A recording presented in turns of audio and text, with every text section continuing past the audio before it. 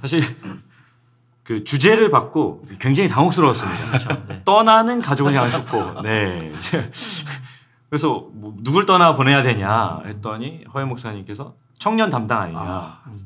그 청년들을 결혼으로 보내는 그런 부모님들의 마음을 좀 나눠줬으면 좋겠다. 그런 축복의 마음을 나눠줬으면 좋겠다 했는데 너무 당혹스러웠던 게 청년들을 많이 결혼을 시키긴 했지만 네, 제가 떠나보낸 적은 없어가지고요.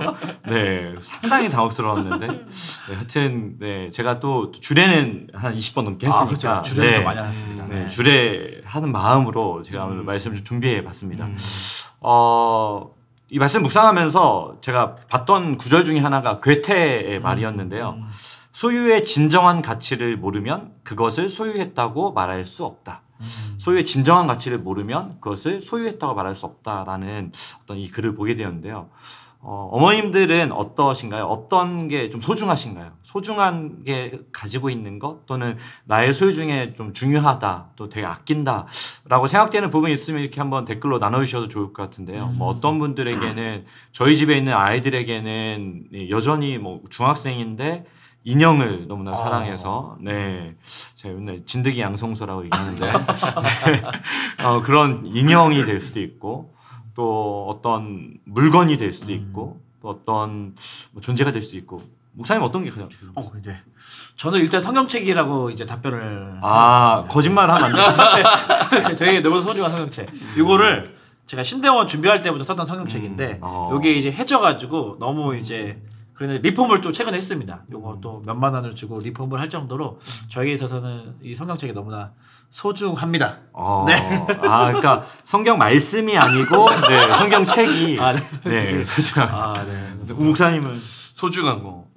뭐 자녀가 물론 가장 소중하겠지만 그렇죠. 뭐, 보통 자녀들 네, 자녀나 이렇게 소중한데 저도 사실 성경책 저 신대원 준비할 때 이제 열심히 봤던 성경책인데 말씀을 하셔가지고 지금 저에게 소중한 거는 아버지께서 물려주신 차 19만 킬로를 탄 자동차인데 그래도 그 차가 있어가지고 아이랑 같이 다닐 수 있고 그래서 참 감사한 마음을 가지고 그렇게 살고 있습니다. 그렇죠. 자동차도 소중하고 또 좀 말씀해 주시는 것처럼 자녀 목사님 말씀하시면 그렇죠. 특히나 여기는 어머니 기도회인 만큼 자녀에 대한 또 소중함을 느끼는 경우가 굉장히 많을 거라고 생각이 듭니다.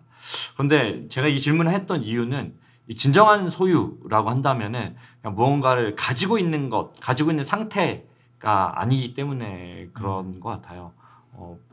여기 말씀하신 것처럼 세베르님께서 말씀하신 것처럼 추억이 소중하다라고 말씀하시잖아요. 집에 막 책이 많잖아요, 우리 목사님들. 맞습니다. 네, 책이 아무리 많다고 하더라도 안 읽었으면 책을 많이 가진 사람이잖아요. 네. 그래서 책을 진짜 소유하고 있다, 책을 정말로 가지고 있다라고 말하기는 좀 어려운 것 같습니다. 그렇다면은 우리는 소유한다라고 한다면은 책을 가지고 있으니까 책을 읽어야 되고 말씀하신 것처럼 추억이 소중하다고 할 때에는 추억이 내가 함께 보낸 어떤 시간들이기 때문에 그렇고 나이 들어가니 남편이 더 소중해진다. 그 남편분과 쌓아오신 삶의 이야기들이 있었던 거기 때문에 어떤 소유가 진정한 소유로 느껴지게 되는 것 같습니다. 자, 그런데 우리는 소유한다라고 하면은 내가 가지고 있거나 또 이미 가지고 있기 때문에 내 마음대로 해도 좋다라고 하는 그러니까 소유의 어떤 가치보다 소유권을 주장하는 것으로 우리의 이 소유를 연결하는 경우가 굉장히 많이 있는 것 같습니다. 그런데 이 진정한 소유는 사물이나 어떤 존재를 가지고 있어서 내 마음대로 할 수 있다가 아니라 그 사물이나 존재의 본 바탕을 인정하고 이해할 때 그걸 진짜 소유한다라고 할 수 있는 거예요. 마치 책을 읽어야 소유하는 것처럼요. 근데 이런 정말 진정한 소유보다 아까 말씀드렸던 것처럼 소유권을 주장하는 것에 좀 소유를 가져가는 모습이 뭐 이런 책이나 이런 것뿐만 아니라 사실 우리가 자녀를 대하는 우리의 태도에서도 그런 모습이 좀 많이 나타난다라고 하는 거죠. 그런 의미에서 오늘 우리가 자녀를 좀 어떻게 대해야 할까라는 질문을 좀 해봐야 될 것 같습니다. 저는 오늘 그것을 리브가가 집을 떠나는 모습, 리브가를 떠나보내는 리브가의 가족들의 이 모습을 통해서 살펴보기 원하는데요. 우리가 자녀를 대하는 우리의 방법, 우리의 방식에 대해서 첫 번째로는 우리가 자녀들의 마음을 이해해야 합니다라는 거죠. 어떻게 해야 된다고요? 자녀들의 마음을 이해해야 한다. 네. 우리가 잘 알다시피 아브라함이 아들 이삭의 신부감을 찾아서 자신의 고향으로 엘리에셀이라고 하는 종을 보냅니다. 엘리에셀은 그곳에서 이제 리브가를 만나게 되죠. 굉장히 운명적인 만남이었는데, 그 만남을 통해서 엘리에셀은 리브가가 이삭의 신부감이다라고 하는 어떤 확신을 얻었습니다. 그리고 리브가와 함께 이제 아브라함에게 돌아가려고 합니다. 그래서 이제 리브가의 가족들에게 이제 우리 떠나겠습니다 하는데, 이 리브가의 가족들이 좀 며칠 더 좀 머물렀으면 좋겠다 이런 얘기를 하는 거죠. 아마도 가족들의 어떤 아쉬운 마음들일 것입니다. 왜냐면은 그 당시에는 더더욱이 이제 먼 지방으로 이 딸을 떠나보내야 되기 때문에 더 이상 딸을 이제 볼 수가 없는 거잖아요. 그렇기 때문에 좀 아쉬운 마음으로 리브가와 이 엘리에셀에게 며칠만, 단 열흘만이라도 좀 더 머물러 달라라는 요청을 하는 것을 볼 수 있습니다. 사실 이 가족들의 좀 아쉬운 마음, 좀 서운하고 섭섭한 마음, 또 정을 좀 더 나누고 싶고 보내주고 싶은 그런 사랑의 마음이기도 하지만, 한편으로는 이런 모습들이 자녀들을 소유하려는 태도가 될 수도 있다라고 하는 면이 있다라고 하는 것을 우리가 생각해 볼 수 있습니다. 제가 예술과 고전이라는 책에 보니까 이런 말이 있더라고요. 대상을 자신이 원하는 대로 이용할 수는 있어도 그것이 자신의 온전한 소유물이 되지는 못한다. 돈을 과시하기 위해 예술 작품을 사들이거나 아이의 마음을 이해하려 들지 않고 성적만 신경 쓰는 부모가 그러한 예이다. 아이의 마음을 이해하려 들지 않고 성적만 신경 쓰는 부모가 그러한 예이다.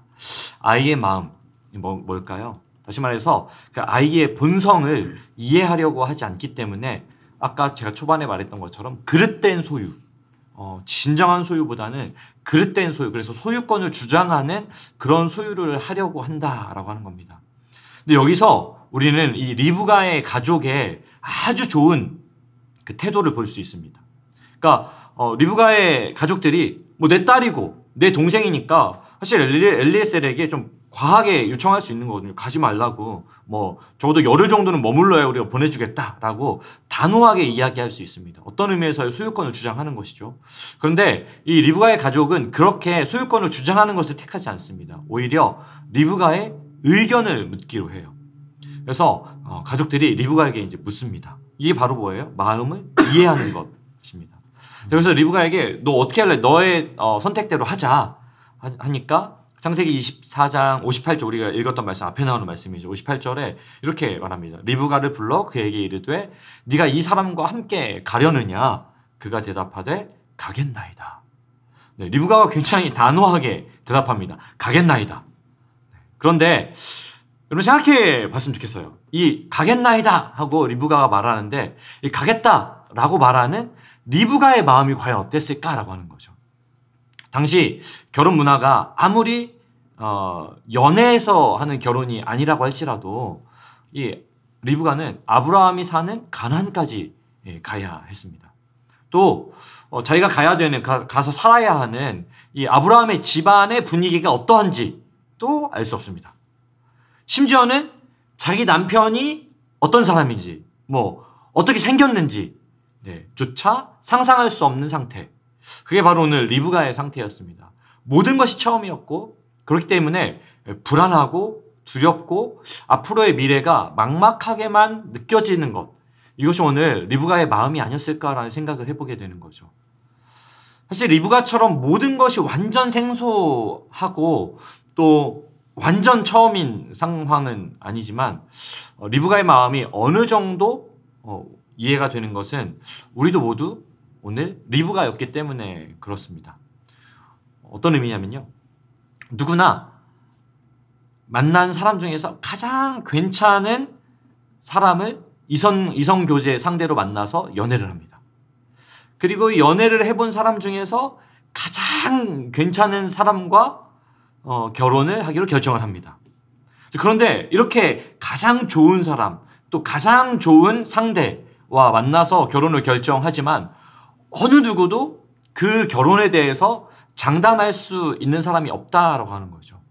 뭐 리브가가 이삭을 보는 것처럼 이삭의 얼굴도 모른다. 뭐 이런 정도는 아니지만 그야말로 막연하고 막막하고 한 치 앞도 내다볼 수 없는 것이 오늘 결혼을 결정하는 우리의 마음이다라고 하는 겁니다. 그렇기 때문에 기대가 되는 면도 많지만 상당히 두렵습니다. 네. 제가 만나는 청년들도 네, 그렇더라고요. 아직 결혼 안 했지만 네, 두려움과 막막함으로 연애를 하고 또 결혼을 결정하고 결혼을 준비합니다. 뭐 어느 것 하나 이렇게 쉬운 것이 없고 모든 것이 새롭고 또 긴장이 되는 거죠. 제가 오늘 이 자리에 와서 너무 긴장이 되는데 네. 이렇게 익숙한 설교의 자리이고 다만 환경이 바뀌었을 뿐인데 이렇게 긴장하는 것 또 새로운 것 이것은 우리에게 상당히 부담감을 주고 쉽지 않음을 느끼게 한다라고 하는 거죠. 그래서 결혼식이 다가오잖아요. 아무래도 제가 주례를 하거나 기도를 하거나 또 청년들을 축복해주는 기도를 하기 위해서 결혼이 당도한 청년들을 이렇게 많이 만나게 되는데 이 청년들이 저를 만나서 농담처럼 가장 많이 하는 말이 있다면 뭘까요, 여러분? 가장 많이 하는 말? 이 생각 해보셨을 것 같은데요. 네, 결혼 전날 혹시 어떤 생각? 네. 결혼해야 될까? 그렇죠. 결혼해야 되나요? 나 이제 미친 거야? 저는 그런데 그런 생각 안 했습니다. 청년들이 정말 많이 하는 질문이 이거예요. 목사님, 특히 자매들이 많이 하는데 목사님, 저 이렇게 결혼해도 되나 모르겠어요. 네, 아마도 방금 두 분이 말씀하신 것처럼 결혼식 전날에 이런 생각 한 번쯤은 해보셨을 것 같습니다. 물론 어떤 이 결혼이 후회되거나 그래서가 아니라 이 결혼이 앞으로 어떤 길이 놓여져 있을지 모르기 때문에 그 막연함과 어떤 두려움이 있기 때문에 그럴 수 있을 것입니다. 이렇게 해도 괜찮나? 라고 하는 거죠. 그렇기 때문에 우리는 우리도 경험했던 이 마음을 이 자녀들에게도 한번 대입해 봐야 된다라고 하는 거죠. 우리는 자녀들의 마음을 이해해야 합니다. 이성교제를 하고 있을 때도 그렇고 결혼을 고민할 때도 그렇고 결혼 준비할 때도 그렇습니다. 사실 청년들이 정말 많이 듣는 이야기가 목사님 언제 결혼하냐고 언제 남자를 데려오냐고 너는 왜 30년째 대기 중이냐고 뭐 이런 얘기 한다고 합니다. 근데 사실 그런 청년들 가운데 목사님 저는 결혼 안 하려고 하는 청년이 정말 드뭅니다. 특히나 교회 다니는 청년들은 네, 목사님 하나님 예비하신 짝은 대체 어디 있는 거예요? 라고 저한테 묻지 뭐 결혼 안 해도 좋을 것 같아요 라고 말하는 청년들은 오히려 없습니다. 그런 가운데 있는 청년들을 생각한다면 청년들의 마음이 과연 어떠할까? 또 우리 자녀들의 마음이 어떠할까? 아마도 좋은 가정을 이루고 싶은 아름다운 꿈이 있지만 또 한편으로는 막연한 두려움이 있는 것도 사실이지 않을까? 또 어떤 사람을 만나야 더 좋은 만남일지 그런 고민을 하고 있지는 않을까? 이런 마음을 이해하고 공감할 필요가 있는 것 같습니다. 그럼에도 불구하고 자녀의 마음을 또 가장 잘 아는 것은 부모인 것도 사실입니다. 이 아이가 이런 면에서 고민하고 있을 텐데 또 이 아이가 이런 부분이 두려울 텐데 또 이런 부분은 이 아이가 힘들어하고 있을 텐데 하고 그 마음을 좀 알아주고 존중해 줄 수 있는 것 그것이 바로 오로지 이 땅에서 자녀를 위해서 부모만이 해줄 수 있는 역할이다라고 하는 거죠. 리브가의 가족들은 그런 두려움에 있을 이 리브가에게 이제 가는 시점을 정하도록 하는 것을 통해서 리브가의 마음을 이해해주고 공감해주었다라고 하는 거죠. 이렇게 우리가 자녀의 마음을 이해하고 자녀를 잘 대하기 위한 방법 두 번째가 또 있는데요. 어떻게 해야 되냐면은 축복하며 파송해야 합니다. 뭐라고요? 축복하며 파송해야 합니다. 네, 파송이죠. 두렵고 떨리지만 하나님의 뜻이라고 생각하고 리브가는 담대하게 가겠습니다 하고 선언합니다. 그리고 출발하는 리브가에게 이 가족들이 또 축복합니다. 가족들이 이 축복하면서 리브가를 보내주는데 저는 그걸 오늘 파송이라고 표현했잖아요. 자, 이렇게 축복합니다. 창세기 24장 60절 우리 다시 한 번만 같이 읽어보겠습니다. 시작. 리브가에게 축복하여 이르되 우리 누이여 너는 천만인의 어머니가 될지어다. 내 씨로 그 원수의 성문을 얻게 할지어다. 아멘. 이 장면을 이렇게 생각해 보잖아요. 하나님께서 아브라함을 부르실 때, 내가 지시할 땅으로 가라 라고 말씀하시면서 그 창세기 12장 2절 말씀 있잖아요. 내가 너로 큰 민족을 이루고 내게 복을 주어 내 이름을 창대하게 하리니 너는 복이 될지라. 이렇게 너로 큰 민족을 이루고 창대하게 하리니 너는 복이 될지라 라고 하셨던 그 말씀이 저는 이 오늘 리브가를 향한 가족들의 축복의 말씀을 보면서 오늘 이 하나님의 아브라함을 축복하는 좀 말씀이 떠오르더라고요. 하나님이 아브라함을 축복하면서 이 가나안 땅으로 보내는 장면, 또 리브가의 부모가 리브가를 축복하면서 또한 가나안 땅으로 보내는 장면, 뭔가 되게 이렇게 오버랩되는 그런 모습인데요. 자, 제가 아까 소유에 관한 이야기를 잠깐 했잖아요. 이렇게 축복하며 보내는 것은 다름 아니라 온전히 하나님께 맡길 때에만 가능하다라고 하는 거죠. 우리가 사실 앞에 제가 첫 번째로 말씀드렸던 자녀들의 마음을 이해하지 못하게 되는 이유가 있습니다. 자녀들의 마음을 이해하지 못하는 이유는 우리가 정말 자녀들의 마음에 관심이 없기 때문에, 또는 자녀들의 마음을 이해하려고 하지 않기 때문에, 또는 자녀들을 사랑하지 않기 때문에, 또 자녀들에게 잘 대해주고 싶지 않기 때문이 아니라고 하는 거죠. 우리가 자녀들의 마음을 이해하지 못하게 되는 이유가 있다면요, 여전히 자녀를 나의 소유로 여기고 있기 때문에 그렇습니다. 그래서 자꾸만 이 소유권을 주장하려고 하는 거죠. 우리도 그렇고 우리의 자녀도 그렇고 모두가 다 누구의 자녀일까요? 하나님. 네, 하나님의 자녀입니다. 그래서 우리가 너무나 잘 알고 있는 말씀 있잖아요. 베드로전서 2장 9절 말씀. 자, 함께 읽어보겠습니다. 시작. 그러나 너희는 택하신 족속이요 왕같은 제사장들이요 거룩한 나라요 그의 소유가 된 백성이니. 네, 우리는 모두 하나님의 소유된 백성입니다. 그래서 우리는 우리뿐만 아니라 우리 자녀 모두가 다 하나님의 소유가 된 백성이다라고 하는 사실을 인정할 수 있어야 되는 거죠. 그랬을 때에 비로소 어떤 걸 하지 않게 되는 거죠. 아, 내 자녀가 나의 소유가 아니구나. 내가 소유권을 주장할 수 있는 그런 존재가 아니구나라고 하는 사실을 그제서야 인정할 수 있게 되는 겁니다. 그래서 제가 이 말씀 보면서 이 칼릴 지브란이라는 분의 이 시에 이런 내용이 있는 걸 좀 찾아왔습니다. 좀 읽어드리려고 하는데요. 당신의 자녀는 당신의 소유가 아닙니다. 자녀들은 당신을 통해서 왔으나 당신에게서 온 것은 아닙니다. 당신과 함께 있으나 당신의 것은 아닙니다. 당신은 아이들에게 사랑을 줄 수는 있으나 그대의 생각까지 줄 수는 없습니다. 아이들에게는 자기만의 생각이 있기 때문입니다. 아이들에게 육신의 집을 줄 수 있으나 영혼의 집까지 줄 수는 없습니다. 그들의 영혼은 내일의 집에 살고 있습니다. 그곳은 당신이 꿈에서조차 방문할 수 없는 곳입니다. 당신이 그들처럼 되고자 할 수는 있겠으나 그들을 당신처럼 만들지는 마십시오. 삶은 거슬러 가지도 않으며 어제에 머무르지도 않기 때문입니다. 네, 이 구절을 읽으면서요, 야, 이게 어떻게 보면은 성경이 우리에게 가르쳐 주는 진리를 너무나 잘 요약해 주었다라고 하는 생각이 들었습니다. 왜 그렇습니까? 우리가 자꾸만 우리 자녀들에 대해서 우리의 소유를 여기다 보니까 너무 잘해주고 싶은 거예요. 또 너무 잘해주고 싶다 보니까 또 소유를 여기게 되는 겁니다. 그러니까 어떻게 되냐면요, 아, 우리 아이가 이렇게 하면은 그래도 더 좋은 삶을 살 수 있을 텐데, 또 이런 배우자를 만나면은 행복하게 살 수 있을 건데, 또 이런 모습으로 살아간다면은 그래도 덜 걱정하고 살아갈 터인데 라고 하는 너무나 좋은 마음들이 결국은 어떻게 됩니까? 우리 자녀들을 속박하는 일이 될 수 있다라고 하는 거죠. 그런데 우리의 삶이 너무나 좋은 자녀들을 향한 지표가 될 수 있고 좋은 이정표요 매뉴얼이 될 수는 있지만 그게 정답이 될 수는 없다라고 하는 거죠. 너무나 우리는 다른 시대를 살아가고 있기 때문에 그렇습니다. 그래서 우리에게 필요한 자세가 있는 거죠. 오늘 성경을 통해서 특히 리브가의 가정의 모습을 통해서 하나님께서 우리에게 보여주는 것처럼 우리가 가져야 될 자세가 있다면요, 자녀를 축복하며 파송해야 된다라고 하는 겁니다.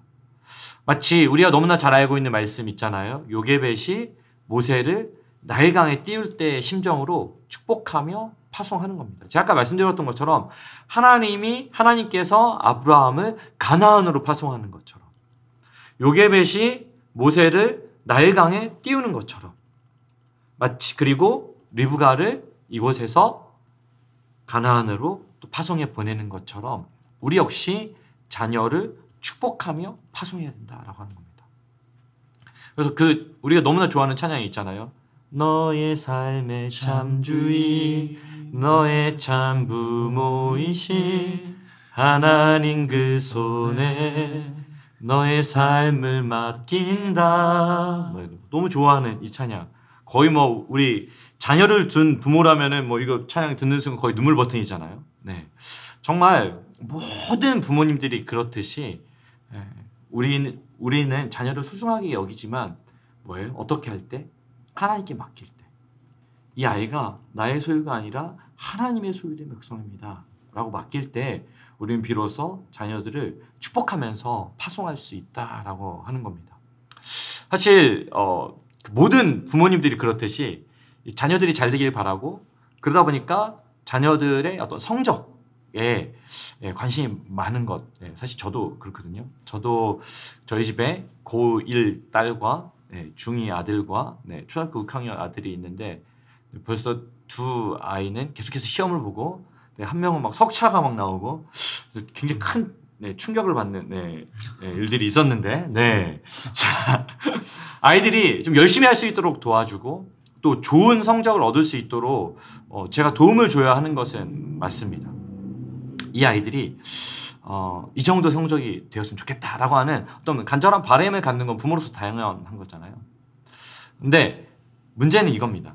제가 이 아이들이 이 정도 성적은 좀 되어야 돼. 그래야 잘 사는 거야. 라고 생각하는 순간 어떤 일이 벌어지는가? 아이들이 제 소유가 되고 제가 그 아이들에게 소유권을 주장하게 된다라고 하는 것을 제가 좀 깨달았던 거죠. 그래서 이게 좀 힘들더라고요. 이게 제 성적도 아닌데 아이 성적 보고 막 제 기분이 막 오르락내리락하고 막 벌써 한 20년 뒤로 갑니다. 얘 인생은 어떡하지? 얘는 그 20년 뒤에 어떤 인생을 살 것인가? 또 오늘 떠나는 가족, 우리 아이들은 또 어떤 남자친구, 어떤 여자친구, 어떤 남편, 어떤 아내를 만나게 될 것인가? 막 어느 학교에 있었던 급훈처럼 뭐 성적이 얼마면 그런 있잖아요. 이런 거 막 갑자기 막 대입되고 막 너무 혼란스러운 거예요. 그래서 제가 이렇게 될 수도 있구나 막 이런 생각들을 했는데 그러니까 이게 그래도 내가 명색이 목사인데 좀 이러면 안 될 것 같은데라는 생각이 들어서 기도를 하면서 하나님 이거 제 마음을 좀 어떻게 해야 될까요?라고 하는 고민들을 하게 됐습니다. 그러다가 큰 아이가 이제 처음 이제 공식적인 시험을 보는 날이었어요. 제가 이거 좀 안 되겠다. 제가 너무 떨리는 거예요. 이 아이가 어떤 성적을 가져올 것인가. 그래서 한참 고민하다 이거 안 되겠다 싶어가지고 이제 막 학교를 가는 아이를 막 불렀어요. 야 빨리 와봐 해가지고 제가 너 이리 와봐 한 다음에 머리대 한 다음에 기도하자 하고 제가 좀 기도를 해줬습니다. 그래서 그날 이후로 제가 우리 아이들의 머리에 손을 얹고 그 안수기도를 해줍니다. 특히 시험날. 왜 제가 하게 됐냐면요. 물론 그 마음도 있죠. 하나님 생각나지 않는 것까지 다 생각나게 해주시고 얼핏 스쳐 지나간 것들이 잔상으로 눈에 보이게 하시고 틀린 것은 다시 보게 하시고 맞는 것은 빨리 풀게 하시고 막 이렇게 그런 축복 하게 됩니다, 여러분. 그 목사로서 어느 때보다 간절해지는 시간인데요. 하나님 들으시는 것만 듣긴 하시던데 하여튼 그러면서 제가 드리는 기도가 뭐냐면 파송하는 거예요. 하나님 제가 이 아이를 흘려보낼 수 있는 하나님께 맡겨드릴 수 있는 이 자리입니다.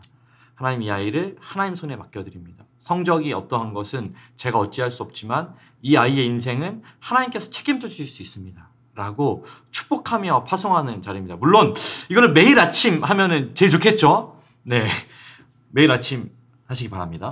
네, 근데 저는 못 하겠더라고요. 그래서 제가 언제 하냐면요, 꼭 하는 날이 있습니다. 시험 날하고 그 다음에 그 학기가 시작하는 첫날. 이 날은 꼭 머리에 안수하고 축복하면서 제가 파송합니다. 왜요? 이 아이들이 저의 소유가 아니기 때문에 그래요. 이게 제가 하나님을 우리의 그 주인으로 인정해드리는 아주 너무나 소중한 자리거든요. 마치 가정의 예배가 하나님이 우리 가정의 주인이십니다라고 하는 것을 선언하는 자리인 것처럼 이 시간이 짧은 예배로 하나님께 하나님 저도 하나님의 소유이고 이 아이도 하나님의 소유입니다. 하나님께 맡겨드리며 제가 파송합니다. 이 아이를 책임져 주시옵소서라고 드리는 시간인 것이죠. 왜 그렇습니까? 우리 모두는 하나님의 소유된 백성이기 때문에 그렇습니다. 그렇기 때문에 하나님께서 책임지시고 인도하십니다. 우리가 우리 스스로에게 신앙생활을 하면서 끊임없이 다짐하는 게 그거잖아요. 하나님, 제가 하나님의 소유이고 하나님께서 선하게 인도하시고 하나님께서 저를 붙잡아 주시고 하나님께서 저를 끝까지 책임져 주십니다. 이것을 위해서 제가 내려놓습니다. 내가 하나님께 믿음을 드립니다라고 고백하는데 이것이 우리에게서 머무는 것이 아니라 우리 자녀, 우리가 가장 아끼는 아까 처음에 우리가 했던 진정한 소유로 여기는 이 아이들에게 그 마음을 또한 드릴 수 있도록 도와주시옵소서. 라고 할 수 있는 대목이라고 하는 것이죠. 사랑하는 성도 여러분, 방금 말씀드렸던 것처럼 우리의 삶도 그렇고 자녀들도 그렇고 혹시 모든 것을 다 나의 소유로 여기며 살고 있지는 않습니까?